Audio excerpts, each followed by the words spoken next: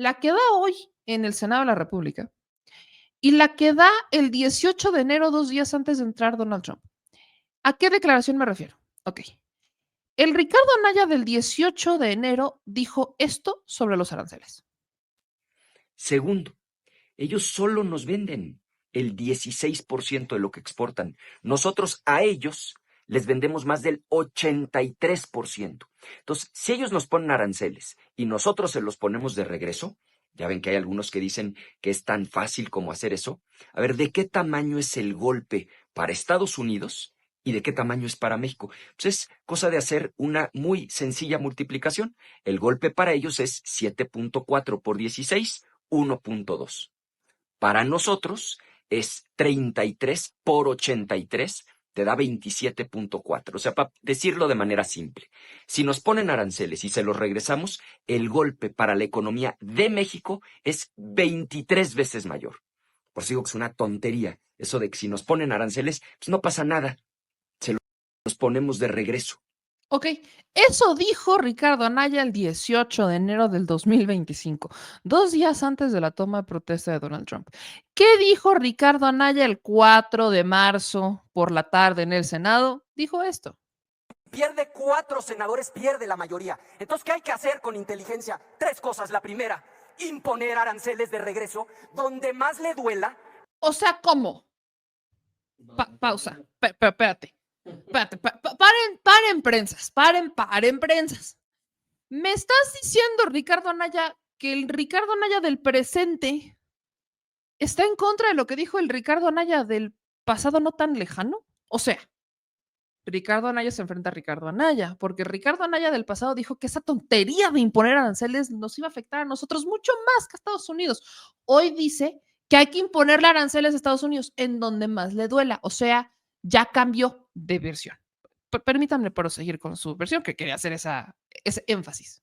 No a todos los consumidores gringos, a los votantes de esos congresistas. Y cuando a ellos le ponga en riesgo su escaño, la presión vendrá de dentro. Y me van a decir, es que Estados Unidos solo nos exporta el 16%. Fíjense que hay estados como Nuevo México que nos exportan el 70%. Ahí sí duele. Hay estados como Texas que tienen 40 congresistas. O sea, ¿cómo? Ricardo Anaya está desdiciéndose de lo que dijo el 18 de enero, porque dijo, Ricardo Anaya es el que habla del 16%, pero ahora ya se acordó que hay estados que solitos le exportan más que México, que casi todo lo que México exporta a Estados Unidos. O sea, ¿cómo? O sea, ¿cómo está eso? Porque quiero regresar, de verdad, es que me parece maravilloso recordarlo, porque esto es lo que dijo Ricardo Anaya el 18 de enero. Segundo, ellos solo nos venden el 16% de lo que exportan. Nosotros a ellos les vendemos más del 83%. Entonces, si ellos nos ponen aranceles y nosotros se los ponemos de regreso, ya ven que hay algunos que dicen que es tan fácil como hacer eso. A ver, ¿de qué tamaño es el golpe para Estados Unidos y de qué tamaño es para México? Qué bonito Ricardo Anaya. Pero, ¿con qué termina Ricardo Anaya? Porque aparte dice que hay que ponerles aranceles, o sea, ya cambió su historia del 18 de enero al 4 de marzo, cambió su versión y dice que hay que ponerle aranceles a donde más le duela, pero no está pensando en la producción de los estados, está pensando pronto en que hay que imponerle aranceles a los estados en particular. ¿Ustedes creen que si le imponemos aranceles a Texas, Greg Abbott va a decir, ¿sabes qué? Sí, sí es cierto, tienes razón. O el senador de Texas va a decir, no, ¿sabes qué? Sí, sí tienes razón. Déjame ¿Cuál es la versión de Ricardo Anaya de este momento? Escúchala completa. Sí duele. Paso número 1, no los discursos en el Zócalo, imponer aranceles con inteligencia y de manera focalizada. Punto número 2, lo que hemos venido pidiendo por escrito, convocar a una reunión interparlamentaria. ¿No vieron cómo trató Trump al presidente de Ucrania? No lo van a convencer con razones. Convoquemos una interparlamentaria y abramos el diálogo nosotras y nosotros con nuestros pares norteamericanos. Senador Anaya, le pido concluir. Concluyo en 1 minuto 45 como los demás. No, lleva ya 6 minutos 16 segundos. Y concluyo. Convoquen a la interparlamentaria con los mejores perfiles de este Senado, de todos los grupos parlamentarios, y vamos a provocar que la presión venga de dentro. Y tercero, y concluyo, el elefante en medio de la sala. Reconozcan que en buena medida esta es una crisis autogenerada, que los abrazos no balazos están cobrando factura.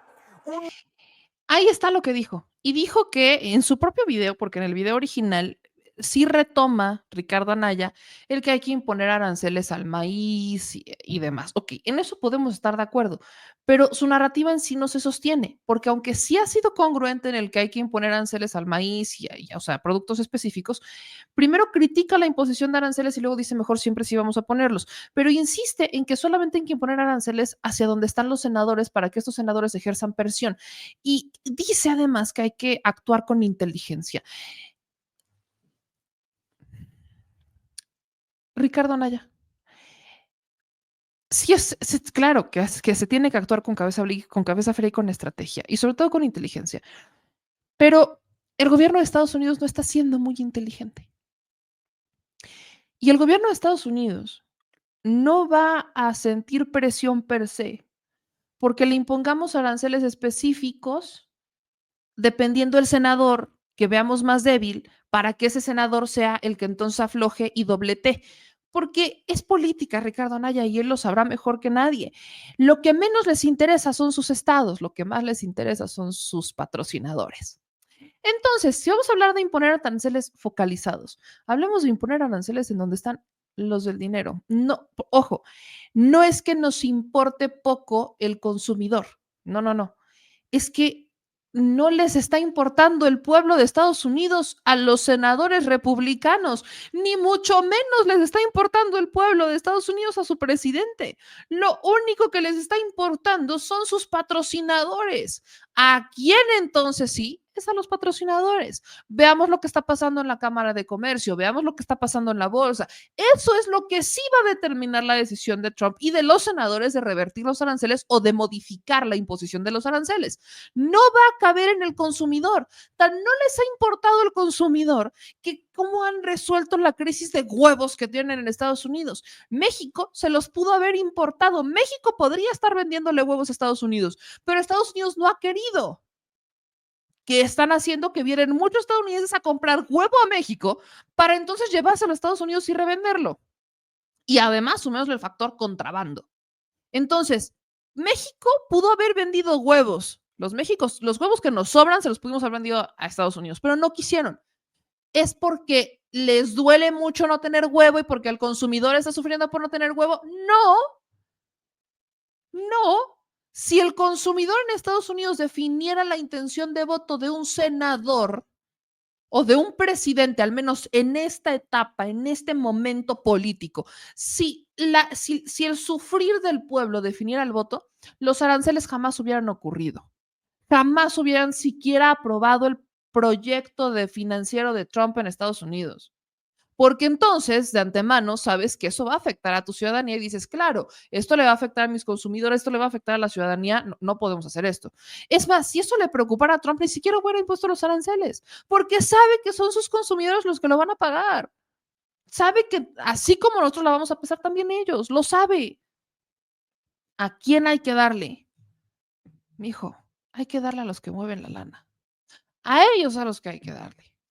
Hay que darle a los que en este momento, lo decía Eddie Small, son los que están detrás, son los financieros, no, ni siquiera es el empresario que salió en la portada de Forbes o el gran granjero, no, no, no, es el que está financiando esos fondos de inversión. Pensemos en BlackRock. Esos son los que van a mover la decisión de Donald Trump, porque ¿a quién sirve el gobierno de Donald Trump? Por si Ricardo Anaya no se ha dado cuenta, no sirve al pueblo de Estados Unidos, sirve a los empresarios machuchones de Estados Unidos. Ese es el panorama que le falta, ¿no? Ese pequeño panoramito que le falta a Ricardo Anaya, tanto al del pasado como al del presente y evidentemente al del futuro.